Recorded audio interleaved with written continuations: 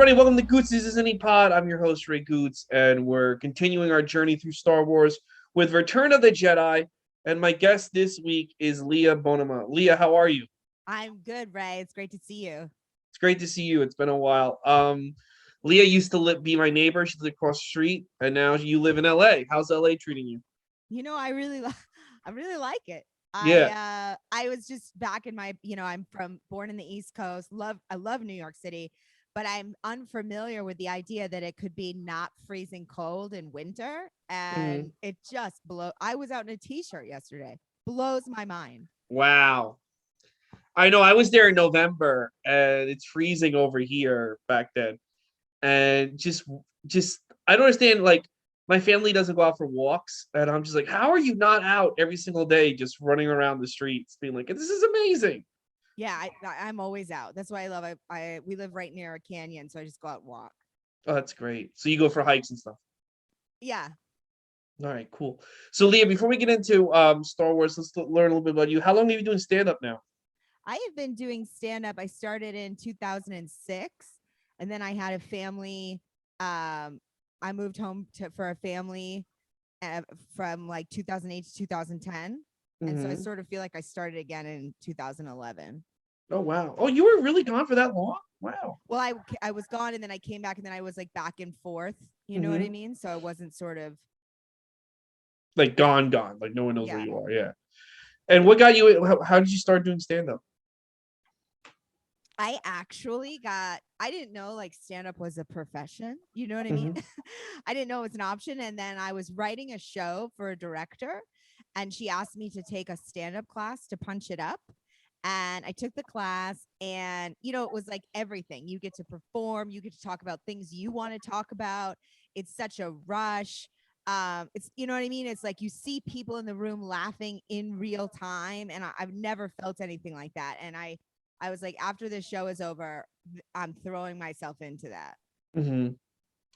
Oh, wow. So you took the class. Which class did you take? I took D.F. Sweedler's class at the comic strip. I never would have guessed that'd be the class that you took. I did, yeah. And then I took Jim Andrinos' class at Gotham. Okay.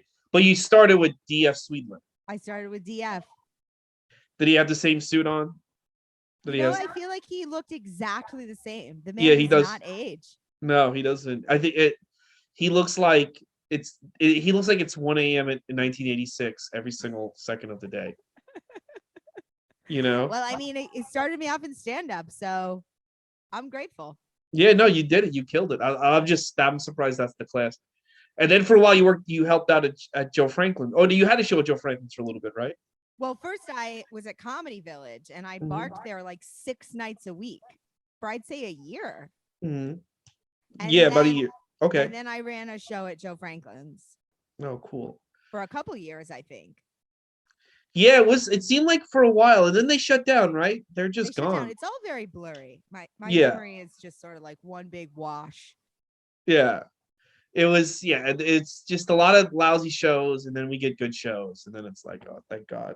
Yeah, well, I think it's a lot of just like putting your shoulder down, getting in there, learning the setups and the basics, over and over and over and over, just getting in your reps. Yeah, and then also learning how to deal with people, because some of the people you first encounter, you start doing stand-up, are insane, and you have to like, navigate those minefields and stuff. So it gets wild. But you're doing pretty good right now. You're doing a lot of shows in LA and stuff, right?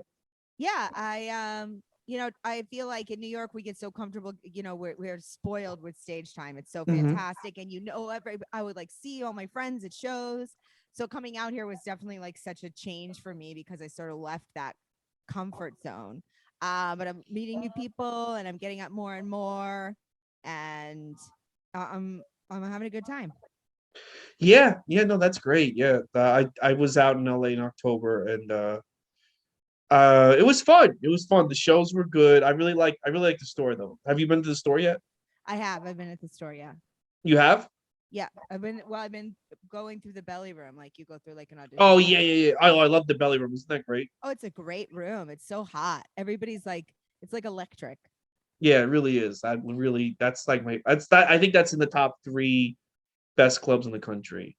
So Love it. And I love that it's on the strip. You know what I mean? I love like driving through there and all the mm-hmm, billboards. You know what I mean? It mm-hmm. just feels so like what in my teenage mind is LA. You know what I mean?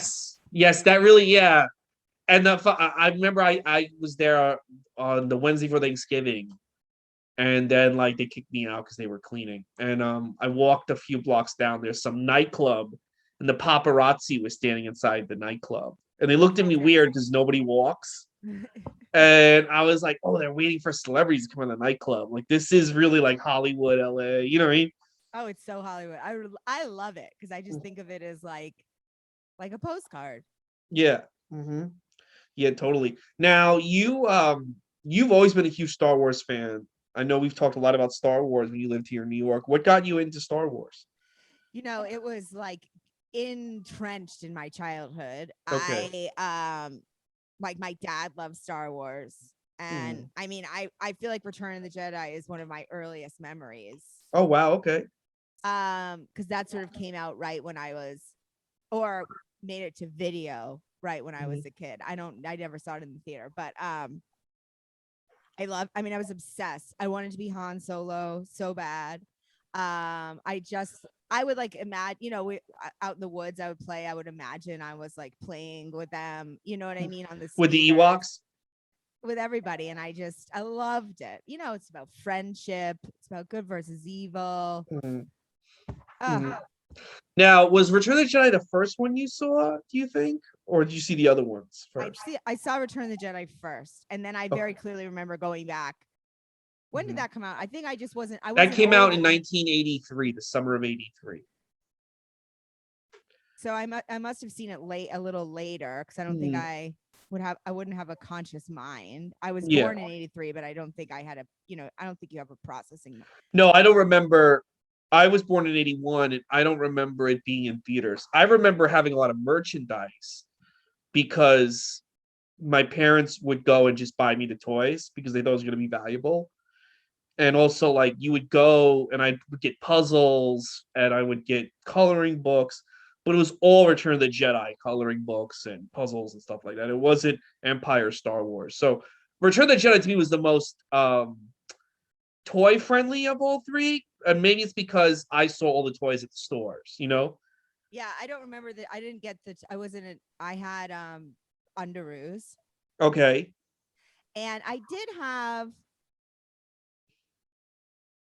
I'm trying to remember when I got an X-wing. I had an X-wing Okay. fighter, Mm-hmm. and I don't think I actually had the figures. I think I put like my other dolls in. In their place? Yeah, but I did have. I may have had one of the. Oh no, you know when you like hang out with a bunch of friends and everybody has toys and you're like, which ones Mhm. were mine? Yeah, But yeah, I yeah, yeah. definitely had an X. I didn't do a lot of toys. I did more like imagining playing in the woods. Okay. All right. All right. But Oh, I well. definitely saw Jedi first, and then I remember A New Hope very Mhm. clearly. So we must have gone back and watched it. I mean, I feel like we watched it a gazillion times on VHS because it's so in my memory. Um, yeah. Well, it used to be on like CBS like 2 or 3 times a year when we were kids. A New Hope, that is. Yeah, man. And Empire was on NBC a bunch of times. But the thing, Return of the Jedi, see in Astoria, there would be a lot of they kind of overdid it, Return of the Jedi. And the reason why I say this because up until like 1990, I would go to like the discount stores or like the dollar stores, and there would still be like Return of the Jedi merchandise, like marked. Like I remember there was like I remember I bought this for 50 cents. There was like a Yoda journal, like a journal that you could write in, but it's like Yoda's on the cover and stuff. Like so they kind of that's why like I feel like they made more merchandise for Return of the Jedi than the other two because it was just all over Astoria up until for like 7 or 8 years, Oh which was kind wow. of funny. Yeah. Mm-hmm. Yeah, I got more. I just didn't do a lot of the toys. I just really did the Mm-hmm. emotional journey. The emotional, the emotional journey of Return of the Jedi. The other thing I like about Return of the Jedi, at least when I was a kid, is that it also was like kind of like the most Muppet slash like fantasy friendly. Whereas they really have like every scene kind of has like Muppets and like monsters. You know, it's much more 80s. There's not a lot of humans in the movies, what I'm trying to say. It's really funny too. Like Yeah. C3PO is hilarious. Han Mhm. Solo is hilarious. And Mhm. I remember that intro, seeing it as a kid, when C3PO and R2 are going to Jabba's palace, and then they knock on the door and then they walk down the hall. I was terrified. Yeah. Of And then when Java? they yes, and then when they go downstairs to like after Luke gives them as a gift, as a part of his plan, and then they go down and then they're like torturing the other. I was like, ah! I mean, Oh, I the was other so droids. afraid. Mhm. Mhm.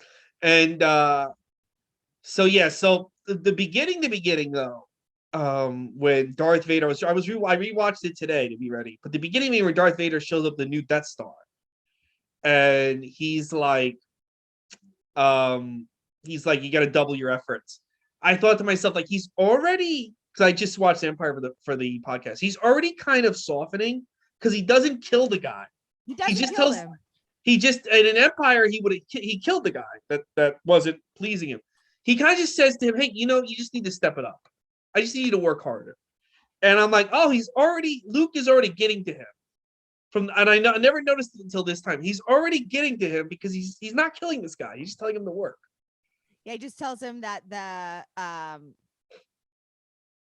oh my god, what I The just Emperor is not going to be as is merciful the as I. emperor is going to show up and he can explain it to him himself if he doesn't get it done. Yeah. But he doesn't magic strangle him or anything. No, and I feel like the Darth Vader from Empire would have strangled him, been like, all right, we need a new manager here. We need a new management team on this second Death Star. You know, so that's one thing I did notice. I was like, already, like I never noticed that all these years. I was like, he's already softening. He's already, he's not the same guy he was. He's touched by love. Mm. Um, but yet the Jabba the Hutt scene, I had so many toys, and I didn't know what they were, but I had the little pig guard. I think they're called Gamorreans. Is that accurate? The The green pig. guys. Yeah, I had them, the band. I still have the whole band and the keyboard.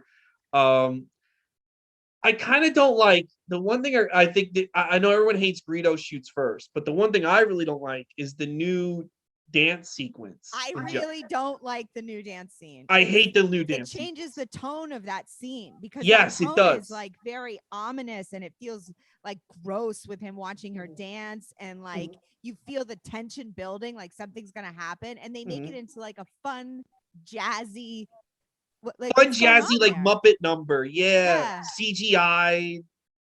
And yeah, to me, it's kind of like Casablanca or film noir, but with aliens, like this dingy bar with strippers, and there's like the fat like Turk, the fat like the fat guy, the fat mob boss in the corner, and then when you have that number, it's like, and Boba Fett's just walking around watching it. It's like, this is lame. Like, why would Jabba have like a Broadway number in his brothel slash bar? Oh, I absolutely agree. And I have the originals on VHS, which we Okay. carried across America.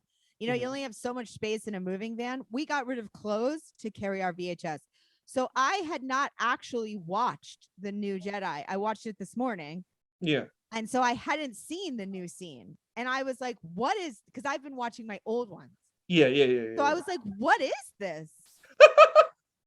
It's horrible, and it's like that's the one thing. Like that's why I didn't see Return of the Jedi. I don't know if you remember '97 when they put the movies back out, the special editions. I do remember. Yeah, I didn't go see Return of the Jedi because I'm like, the only change is a musical number. I don't want to see that. Like, you know, Yeah, I don't like it at all. I don't like it at all. I think it's really lightened it because there are parts of Star Wars that are so dark, like especially Empire. And then this is like we're in a gangster's palace. And like you said, it's a Broadway number. It really changed. It didn't add, it changed the tone entirely. Yeah, and like the movie already is pretty much like the lightest of all three. It's definitely the lightest. And you don't need that to like just emphasize, like, the kind of darkest part is Jabba and his crew, and then like you're making that a little bit light. Even Yoda is like kind of kinder. Everyone's kind of like a little bit nicer in this movie, and you really didn't need that. Like it was just kind of like Yeah, I I don't know. 100% agree with you. 100%. That's kind of we should have. I remember somebody saying, if this is what this is funny because this is what Lucas is going to do with the prequels, we should be worried more about the musical number than the Hans shot first. And it really was kind of a sign of what he was going to do with the prequels, like the goofiness. Yeah, it's goofy. That's the perfect word. It's goofy, yeah. Then Leah shows up in the bounty hunter outfit, which I think is such a cool like. I kind of hope that there's a story where there's a real bounty hunter that dressed like that, and Leah kills him and takes the outfit. I think that we can imagine that that's real and just Yeah, make it so. yeah, it's a really cool outfit. Leah gets Han out, gets caught, and then she gets placed in the slave Leah outfit. What are your thoughts about the slave Leah outfit? Because people always have different thoughts. You know, I never had. Well, I always call her Leia. I think it's Leia because I'm Leah, and I Okay. wanted to be Leia, but I'm Leah. Okay. I actually wanted to be Han Solo, but I wanted to be like, yeah, I got a name for Star Wars, but I didn't. Mhm. I never had any thoughts on it as a kid. It just went right over my head. Me too. I think it was Friends that was the first one that like they made it Ross's sexual fantasy, and they But I acted like just every. never thought of it. Yeah, me neither. I Yeah. don't think I was at a point where I even knew like what sexuality was. You know Mhm. what I mean? Yeah. And it was just like the outfit she got put in. Now as an ad, oh well, I mean, much later. I mean, when I watched it later, I was like, oh shit, she's like naked. You know what I mean? Yeah. But my original watching of it, because also like yes, it's very revealing, but she also kills Jabba. You know what I mean? Yes. It's She's she's not a just a chick on the side piece. You know what I mean? She's the one who kills Jabba the Hutt. Did you ever hear Carrie Fisher's story about the George Lucas explaining the outfit? No.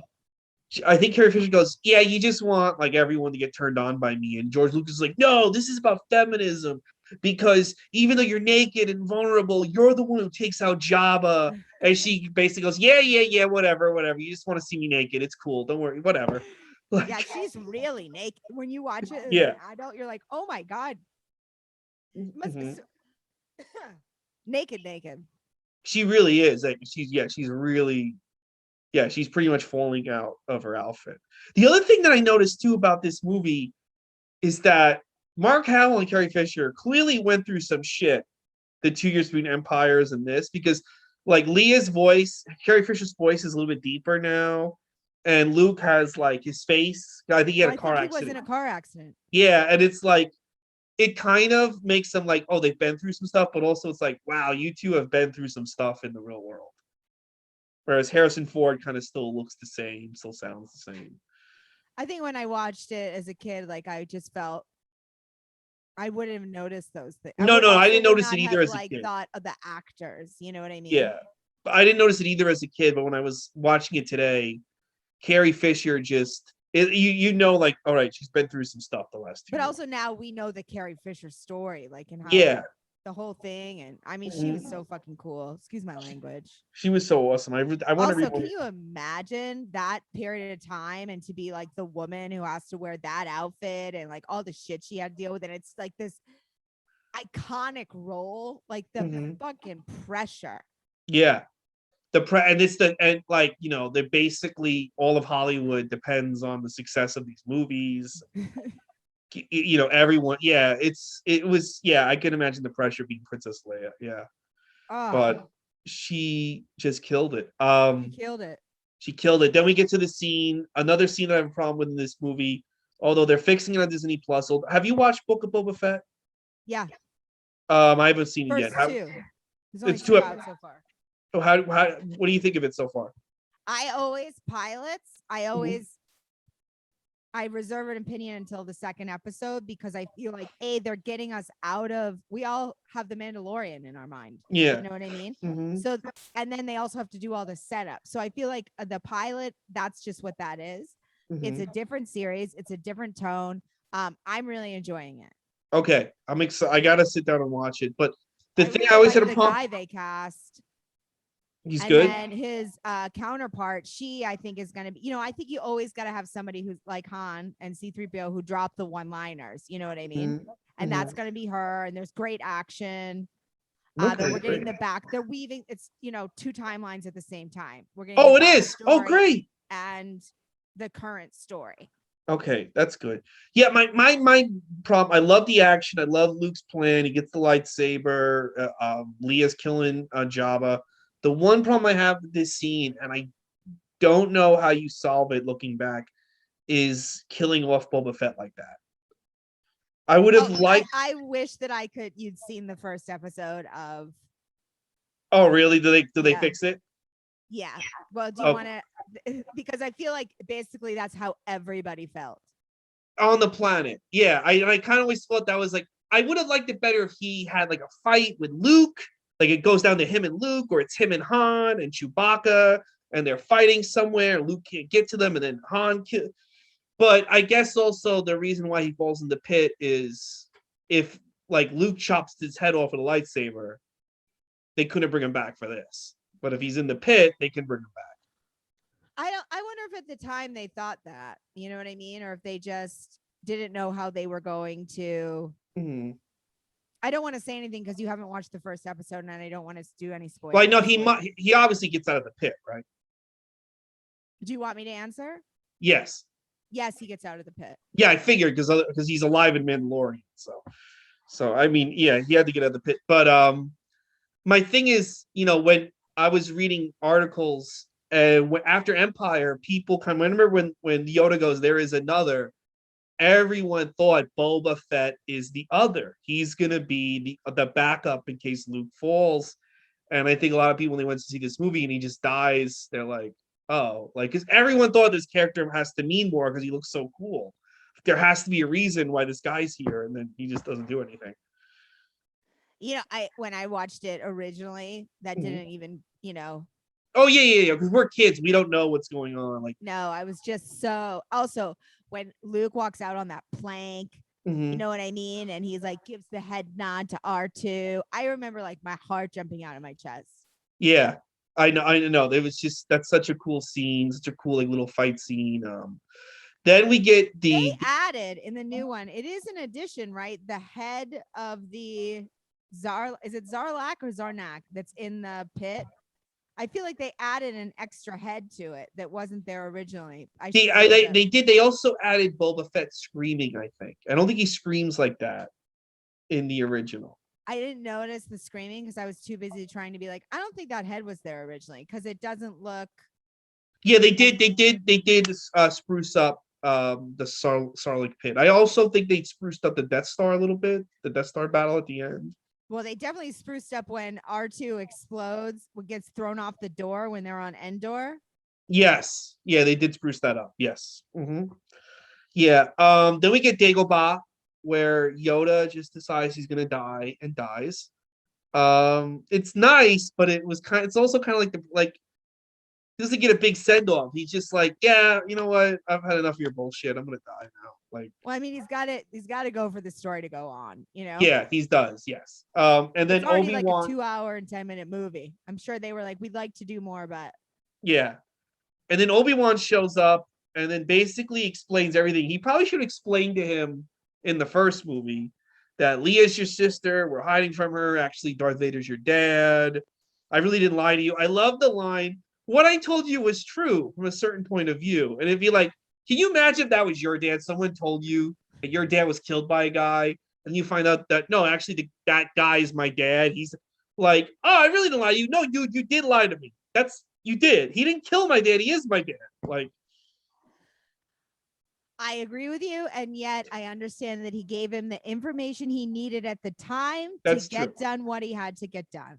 Also, how would the story unfold if we all had all the information up top? Also, how would Luke respond and be like, "Oh, that guy's your dad. All right, now we're gonna go rescue the princess from your dad. Also, she's your sister." Able to do it up top. Yeah, he would just be having like a mental breakdown. Also, your dad just murdered your aunt and uncle. Also, I'm a huge believer in omission. You know what I mean? He didn't not. You know what I mean? He did. Yeah, and if you if you do think like when they become a Sith, you become a different person. Darth did kind of kill Anakin. He He's took not Anakin. over. Yeah, Yes. he's Darth. I love how I'm really supporting I'm like I see how it is true from a different point of view. I mean, I guess it'd be hard because none of us ever. I mean, like if a comedian we knew became the next Hitler, then we had to you had to raise his kid. You don't want to, it's kind of hard to be like, oh yeah, your dad's the murderous guy killing everyone in the galaxy. It is hard to drop that on a kid. And also in a fictional world, we needed the story. Yeah, you need the story. Yeah, you need the story of the kid finding out. So that he gets all the information. They then go to, who I always wanted to see more of, and they've never shown her a lot, is Mom Mothra. Do you know who I'm talking about? The woman who leads the rebels, the woman who leads the meeting in the movie. And then they have a callback to her in Boba Fett? No, in the movie that was like a one-off. That's Rogue One. Arguably one of the best Star Wars. I think that's such a great Rogue One. Yes, that is. I think that besides the original trilogy, that's the best Star Wars film. And isn't she in that? She is. I don't know if it's the same actress, but I kind of always wanted to know like what her deal was. Like, oh, for sure, because she has such a presence. Yeah, does she become the president? Like after? I hope so. Yeah, like why? She's clearly the leader. That's the cool thing about the original movies is that they don't over explain things. Like we go into this room and then she's the leader, and we're like, oh, Leah's not the leader anymore. This woman's the leader, but you kind of just accept it. You just accept this woman's the leader. And yeah, we're like, we got it. Okay. We got it. Yeah, she doesn't have to do any scenes, like kind of like in Last Jedi, where Laura Dern's kind of barking orders. She didn't have to have a scene where she's barking. I'm the leader. Shut up. She's just breaking down what's going to happen, and we just accept this. And woman. She also has the vibe. You're like, I would do whatever she said. I would too. Yeah, but many Bothans died for these plans. I love that line. Yes. I want to see a movie about the Bothans dying for the plans. I felt like that was the lead into Rogue One. Oh, I thought that was alluded to. I think. Because that was for the first Death Star. This is the second Death Star. It's a different plan. I got my timeline mixed up. Maybe it's just I assume watching this movie, I assumed there was a second mission to get the plans for the second Death Star. You're probably right. I put that one in between those. Yeah. Rogue One takes place right before New Hope. So of course, because it ends with the walking on the. Yeah, with Leah. Oh my God. Yeah. Yes, I just for some reason smushed those into my brain right now. Mm-hmm. Yeah, but I love this scene because I love seeing everyone interact. Lando, Luke, Han, Princess Leia, even Admiral Akbar. Everyone just seems like friends. And the one regret I have about the new movies, and I get angry about it the older I get, is that they didn't have a scene with all the old actors back together again. Luke, Leia, Han. And I kind of feel like it was a really missed opportunity because now Carrie Fisher's dead and we'll never be able to see those actors together again. And I don't know, how do you feel? Because I get angrier like the more I think about it. Like, why did you not factor in a plot line where these characters go on one last mission together or something? I actually had never thought about it. No, okay. Wow, really? Okay, never mind. Because I always feel like with movies, like who knows what the actors' caveats were or like what they were planning to do. Mm-hmm. And then Carrie Fisher passed on. And then maybe you think maybe they were gonna wait till the last movie to have everyone reunited and then she passed? Or, I know that Harrison Ford wanted, I'm pretty sure he wanted out, you know what I mean? Yeah. He's like, I gotta bounce. Mm-hmm. And maybe they really didn't want to have, they're trying to obviously usher in the new characters. Yeah. So they didn't want to have they didn't want to feel like, oh, we're redoing the original Star Wars by having them all together. It's just sort of like different scenes with the different actors leading in the character that's their follow-up character. Yeah. But I just love the chemistry of these characters, and there's so much like novels. I feel like they've been together more because when I was younger, when I was in high school, I don't know if you ever did you ever read the novels or? I feel like I read. Well, we had something on tape where I would listen to the stories on tape. Okay. Somebody reading them. Mm-hmm. Was that when you were a little kid, or you're talking like audiobooks? Little kid. Okay, so when I was a teenager, like literally once a month. They were, in the 90s, they were putting out Star Wars novels, and it was like Luke, Leah, Han on all these adventures. And so I kind of feel like I've read a million things with these characters together, right? But if you just count the movies, they weren't together that long, these characters, Right. who to me are Star Wars, you know? Oh, to me, they're also Star Wars. That's Star Wars. I Yeah. think they also probably were like what we captured. Like the 70s and 80s was a very, they had a particular tone, those movies. There was a particular time. It was like magic. Yeah. And maybe a part of the thinking was we're not going to recapture it exactly. So maybe we should. I'm just throwing ideas out. Yeah, there. yeah. Maybe they were like, let's not risk this magic that had existed by people comparing it to the magic now. I don't know, but Well, you know what I mean? It yeah. was such a moment. I'll just say if the Star Trek actors could all reunite when they're old, I think four if you count Chewbacca, well, six if you count R2D2 and C3PO, and seven, I'm sorry, if you count Lando. These seven actors could reunite, I think, in episode 7. I think people would have loved it. Like them and the Millennium Falcon arguing with each other. I think it would have been a lot of fun. Oh, I think it would have been a lot of fun. I just feel like I understand why they didn't. No, I know. I think they were like I think they were in love with the fact that you don't see Luke until the end of the movie. I think like when they did Force Awakens, they were like, that's gonna be so great. Luke doesn't show up till the end of the movie. You know? I was devastated when Han, as soon Died? as he started walking out. I was in Astoria and I was like sitting and I was like, and then I like basically blacked out the rest of the movie because I was so and then I had to go back the next day and rewatch it because I was just sobbing. Yeah, because like nobody wants to see Han Solo die. No. Yeah. That wasn't what did you think of when he showed back up in Rise of Skywalker? I mean, I anytime I can see him, I feel good about it. Okay. I was shocked they got him to come back in Rise of Skywalker. I was too. I was shocked. Yeah. I feel like Harrison Ford was like, I am outie. Yeah. They were like, listen, we will give you an extra $1 million for Indiana Jones 5. You just come do this one day of shooting with but getting back to the devastated for Chewie, you know what I mean? They're like they're best mates. They've been through life together. You know what I mean? Yeah. Oh, I got into a huge fight with Ray DeVito because Ray DeVito was like, how did Kylo Ren survive the shot by Chewie? And I'm like, well, clearly Chewie was shooting out of rage and not out of like accuracy, so he didn't hit him that hard. He goes, yeah, but he like shot emotional shooting. Yeah, he goes, yeah, but he shot him. I go, yeah, but he shot him in a way that he could still survive because he missed the mark. Yeah. He goes, yeah, but Chewie, and I'm like, do you not understand? Chewie missed. He didn't shoot. He didn't shoot to kill. He was just shot to shoot because he was so upset. Because he was devastated. Yes, that's his best friend in the whole world. Best friend in the whole world. I'm gonna cry just talking about it. I cannot believe they killed him off, and I was like, I wanted more Han and Chewie. What did you think of the Solo movie?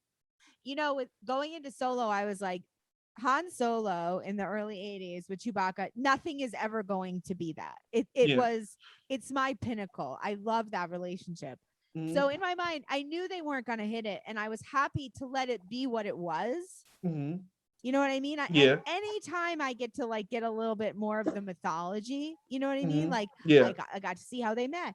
I got to see the, you know, when he broke the 12 parsecs, or you know what I mean? Yeah. All the main mythologies. I feel like, but I people hated it. I bought it. Yeah, I just that actor just wasn't Han Solo to me. Well, I don't think anybody's going to be Han Solo. That's why I was like, nobody is that character except for Harrison Ford. So I just made it that in my mind. You know what I mean? Yeah. Because in the beginning of the movie, I was like, this is not. But I was like, nobody can be Harrison Ford. Let it.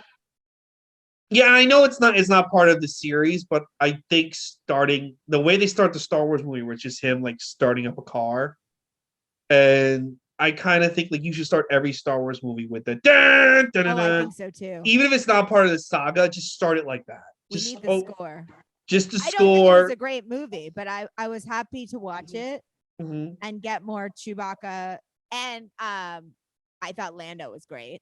Lando was pretty good. He was, and good. I loved that droid, like a sarcastic droid with an opinion. It was so funny. I like the guy. He plays Vision. He's the crime boss in the movie. Yes, I liked him a lot.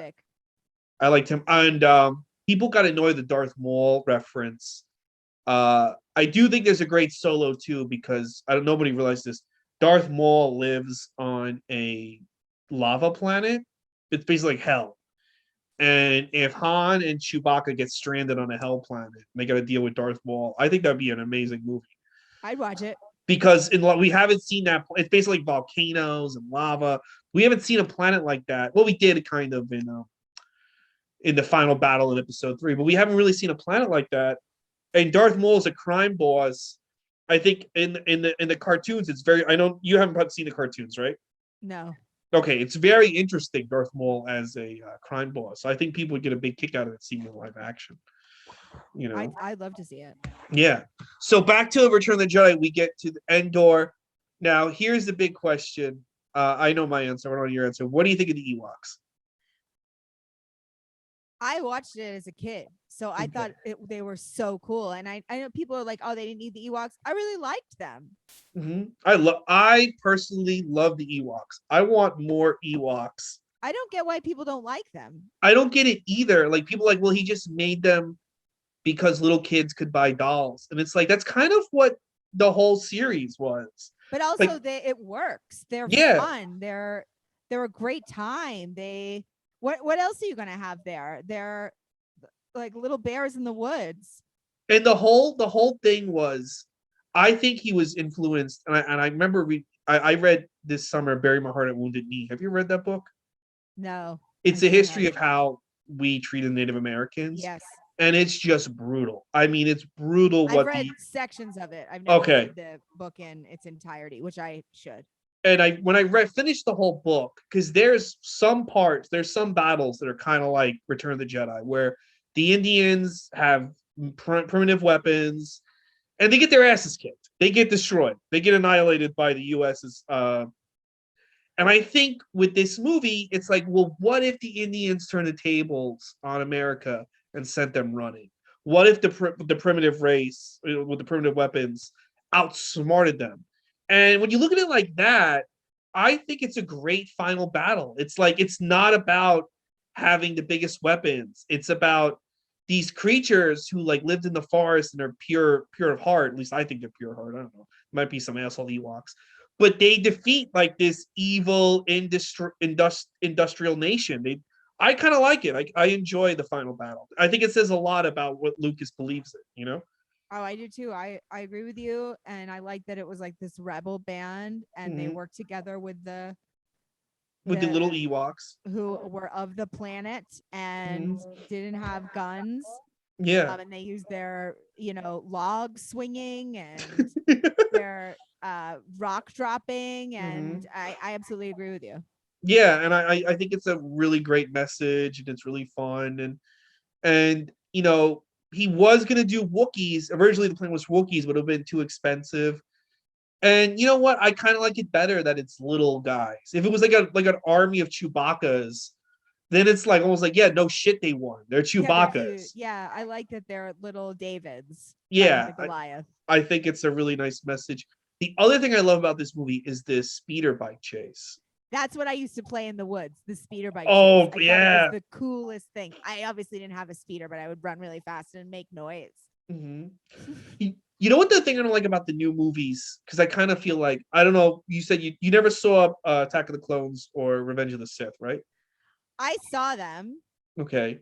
But you don't rewatch I saw them them once. Okay. And I was like, no, and I blacked them out. Well, the thing I like about I maybe should go back and just let them be what they are, but I have so much in my heart about this, what I consider to be Star Wars, which is the original trilogy, and that was so off the mark. It really was. It really was. The cartoons have kind of fixed it, but I always argue people, you shouldn't need 147 episodes of a cartoon to make your movie better. Your movie should just stand on its own, But the thing I like about the original movies is they always had an action scene that I think challenges cinema or tries to push cinema forward. In New Hope, it's Death Star battle. In Empire Strikes Back, it's Hoth. And in this movie, it's a speeder bike chase, where it's this tour de force of like action and cinema and editing. And they don't really have that in the new movies. Like it's just this showcase of like cinema. It's also so much CGI. Yeah, it's so much CGI now. When so much of the creativity came from like the characters. Mm-hmm. And also, as you were saying earlier, the original Star Wars rests on the camaraderie of this core group of people. Yeah. And their ups and downs, and like they make jokes, and then you have these like very real, they feel very real actiony scenes because most, it's not computer. Yeah. And the reason I think the action scenes work so well are Star Wars. I was talking about this, Dustin. Well, the first Star Wars is nobody knows what's going on at any point in the movie. Like they're kind of just, even Obi-Wan, who's supposed to be all knowing, doesn't know there's a Death Star. Like he's like, we're gonna go to Alderaan. He goes, what the fuck is that? Right. And then like, and they're just kind of making it up as they go along. They don't have a plan. Their plan is basically like, we have to go out there and see what this is. And that's kind of the same thing with Return of the Jedi. They have a plan, but they don't count on the Ewoks being there. They have to kind of work with the Ewoks. Luke thinks his dad's going to turn to the light, but what if he doesn't really know? He doesn't know. Yeah, so like they're kind of just making up as they go along, which I like about them.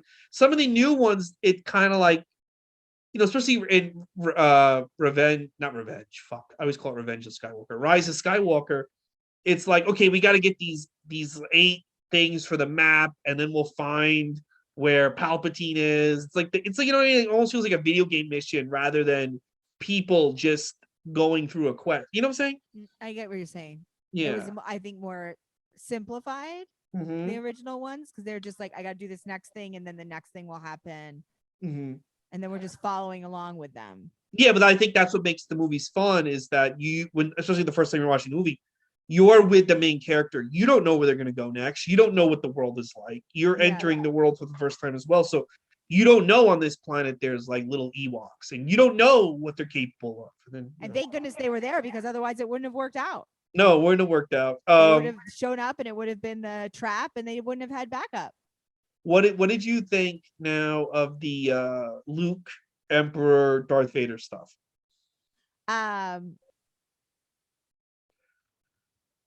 I remember, watching it as a kid, where you're like, oh, this is horrible. Why is he its dad? You know what I mean? And like the Emperor is just so gross and scary. And I was very afraid. And you're like, how can he? It looks like all is lost. You know what I mean? He's watching his friends get slaughtered.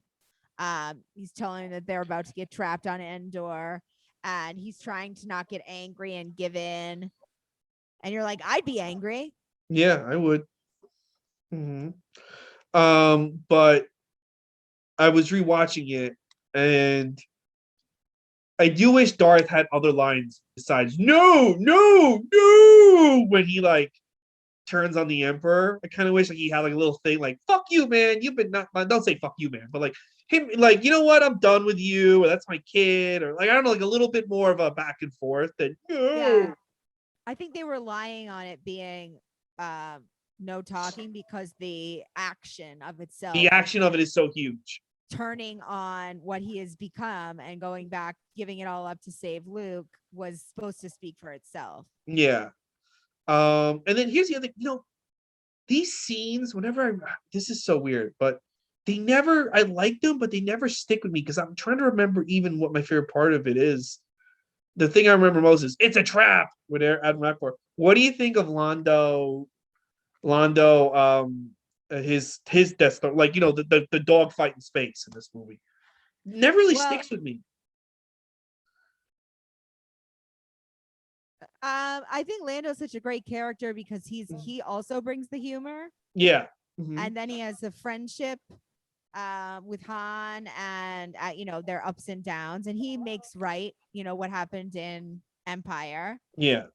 And I think the thing with the as you call it, the dogfight in space, is that we have the original one, and that one's so very good. similar setup. Yeah. So you're always gonna remember Luke going down that like straight runaway and Mhm. then Han showing up, and like I don't think that could be duplicated. Do you know what I mean? So Well, the they thing, try to do that with like editing back and forth between the scenes. yeah, they try And to do like the ending of Empire, the ending of New Hope, and then like this whole new thing with the Ewoks all at once, and it's like I think some. that the point was that my takeaway from that scene is that Lando had faith in his friends. Everybody Mhm. was like, "We got to leave," and he's like, "You have to give them more time." Yeah, And I think that was the crux of that scene. Everybody would have left. They would have been like, "This is unwinnable," and he Mhm. was like, "We're gonna hang in." Yeah. The great thing about New Hope is that once it gets to the Death Star battle, there's nothing else. They don't cut to anything. There's no other plot lines. It's like the fight in Rocky. It's just like they're gonna either blow up the Death Star or they're all gonna die. Yeah. That's and I love it. Just such a just you're so invested to this day. I think it's one of the best action scenes of all time. Oh, it's so fantastic when he The be- pulls the thing away and just does Mhm. it. Oh, Yeah, and Han comes from behind, and oh, so good. so good. It's so good. So now this today was your first time seeing the special edition, right? Yeah, I hadn't, and I like the scene where they cut to all the different places celebrating. Yeah, I didn't like that either. I did not like that. And how about the new song? I hate the new song. Why? Why? I mean, I feel like why can't we just leave it in the perfection that it was? Yeah, and I don't know. I mean, I know this is what Lucas wanted, but Luke now it's been like what, like 8 years since Lucas sold to Disney. You have Disney. Why can't you put the regular versions of Disney Plus and put them in 4K? Like, I don't understand. Like, you know what I mean? Like, why can't you just upscale a VHS copy? Because they said something like, well, we don't have the original copies, and it's like there's millions of original copies of these things I everywhere. I have mean, one. you have three of them, yes. Like, I don't understand, but like, I hate the new song. I love the little Ewok song, dun dun dun dun, like the little Ewok celebration Yes, song. and I also love that it's the Ewoks and the crew celebrating together, because like that's really, I don't need the cut to across the world. Yeah, I don't need to see Worlds. Jar Jar Binks celebrate. I don't know if you Yeah, saw it. that's not. I get what they're like. Let's show that every means a lot to everybody, but it was like our everybody is the Mhm. people that we followed through this film. Yeah, we didn't see Jar Jar for 3 movies, or we didn't see these other. I think when he did that in '97, Lucas was like, "I want to show you the worlds you're gonna see in the Yeah, originals." I think they're just trying to. I understand what they're doing. They're trying, just like when they put Hayden Christensen's face Oh, I over the fucking hate original that Hayden guy. Christensen's. They're trying to add them all together and make them all flow together, but it's like that's not what it was. Let us Yeah, have it. and it flows together with the dialogue. First of all, why does Darth Vader, who turned evil and killed probably thousands, maybe even millions of people, we don't know what he was up to.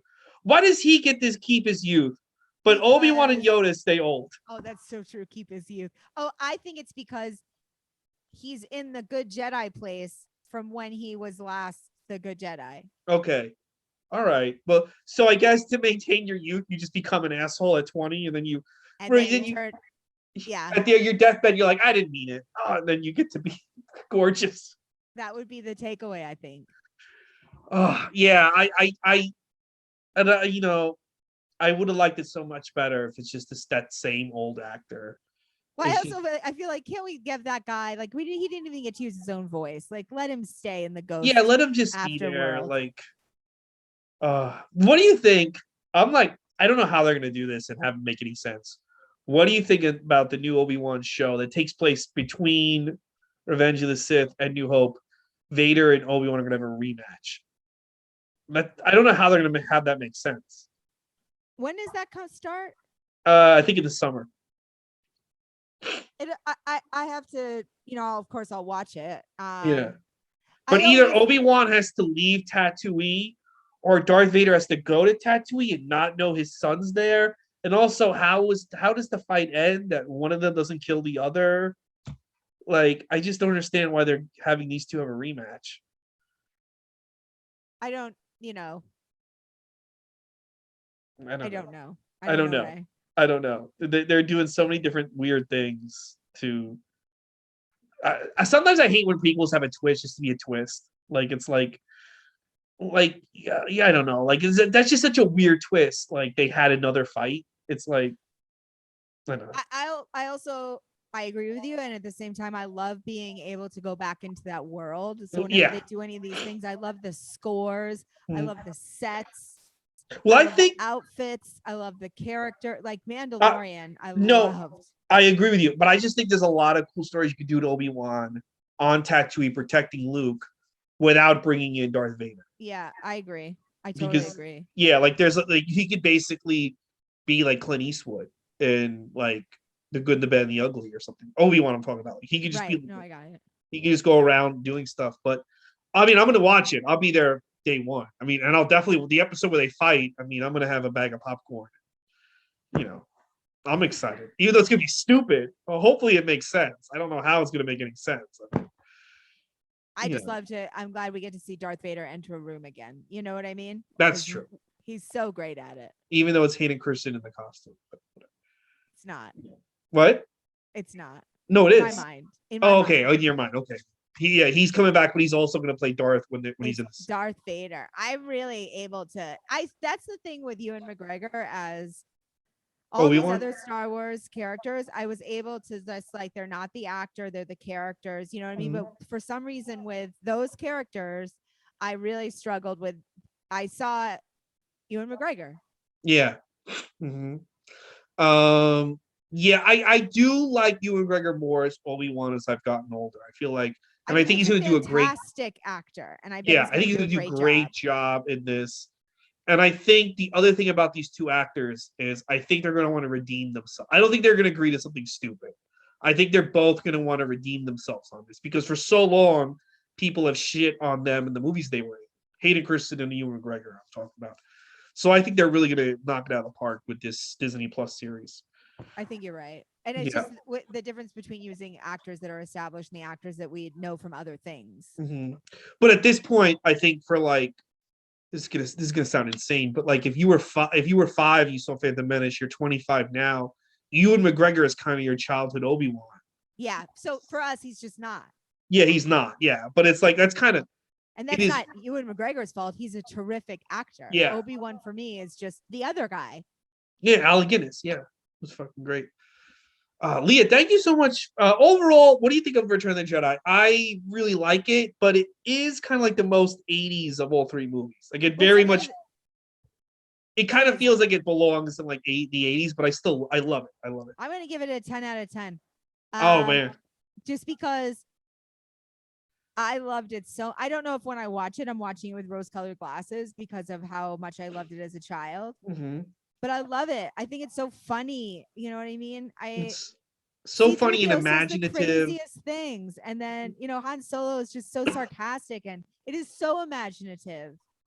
And Yeah. I think it's terrific, and it brought us to other worlds, and it was like it has the great message of good over evil and coming together. And And what it else had do I yeah, and it want? has it's such a great and that's kind of why the new stuff, the stuff that takes place after Return of the Jedi, to me feels very unnecessary because Return of the Jedi is such a great end. It's such a great It's like a great ending. the whole point of the series is over, and then they keep going like, well, actually, Han and Leia broke up, and Luke had more doubt, and also Boba Fett's not dead, and also like there's a baby Yoda, and also while I enjoy all that shit, it just feels to me like very unnecessary because this is to me the perfect ending point of the whole It story of is a Star beautiful Wars. ending. Yeah, and then like they kept, but you know what? They're never gonna stop at this point. We're gonna be dead in the ground for hundreds of years. It'll be like a new Star Wars saga. And It I'm going to turns watch out every single one as until long we as I pass away. can. It turns out Obi-Wan and Vader had 15 more fights before New Hope. And I'll watch it. I'll Yeah, I'll watch watch all it. of them. Yeah, me too. Leah, where can people find you on social media? I am at Leah Bonnema, LeahBonnema on Instagram, Twitter, Facebook. Come on out. Come on down. And guys, if you like this episode, we've covered Star Wars Episode 1 with Dustin Chafin. We covered Episode 1. I'm sorry, shit. New Hope, I meant, with Dustin. Empire Strikes Back with John Minus. The holiday special with Chris Murphy. And next week is the second Ewoks film, Ewoks Battle for Endor, with Jonathan Randall. You ever see those? I didn't. You have Disney Plus, right? Yeah. Watch them. It's very. Wait till you see this. You got to watch both of them though. They're short. They're not long. Ewoks Battle for Endor. And the other one, Caravan of Courage. You never. I can't believe you never seen them. You never seen them? No. No. They were on TV in the 80s on We didn't ABC. have a TV. We had like a Oh, TV that's that right. I always connected to a VCR, but it didn't get any channels. I forget you didn't have channels. I remember you. Yeah. Well, watch these. You're So I gonna missed be. like a very large chunk of things. You are gonna be like, what is going on? People still debate whether or not they're part of the Star Wars canon. I say anything live action is part of it, but wait, you got to see these. You got to see these things. Okay. Yeah. It won't tarnish my memory of Jedi. No. But it will. It might alter your perception of the Ewoks. That's all I'll say. Oh no! But I still love them. They're very 80s. They're very. But also, they're so feeling like in that moment when they're fighting, and the two of them get blasted, and then one of them gets up, and then the other one doesn't, and his friend died. That's like very emotional. That's a really good scene, and like people like always bitching about them, like they kill the Ewoks in this movie. It's not like they all get away scot-free. Yeah, and their friends watched it, and I felt it. Yeah. Anyway, please subscribe to the podcast, Gootz Disney Pod. Follow me on Twitter, Instagram, Ray Gootz. And yeah, thank you so much for joining. And Leah, thank you so much for being on the show. It's my absolute pleasure. You know I love Star Wars. I'm so glad that I have that Disney app and I could just go through and watch all of them. Yeah, you should also watch, since you didn't have a TV, watch the Ewoks cartoon and the Droids cartoon. The Droids cartoon actually has Boba Fett. And the Ewoks cartoon, the last episode, they fight the Emperor. Oh, wow. So you got to check those out. You know, I was looking at, so they make him so creepy. The makeup is so fantastic. They make his, he's so white. Oh, yeah. His inner lips so red. Yes, and his teeth. Yeah, and you're just like, you don't even have to tell me. I'm terrified. You know what I mean? Yeah, the Emperor. I'm glad we got to see more of him in the other movies, but me too. To me, he's never as scary as Darth Vader. Oh no, Darth Vader's like the guy. The guy. He's the greatest villain in movie history. I mean, the cape, the walk, the breathing, the everything. Mask. He's the fucking best. Leah, thank you so much for joining us, guys. Next week, Ewoks 2, Electric Boogaloo. All right, we'll see you then. Thank you, Leah. Thank you.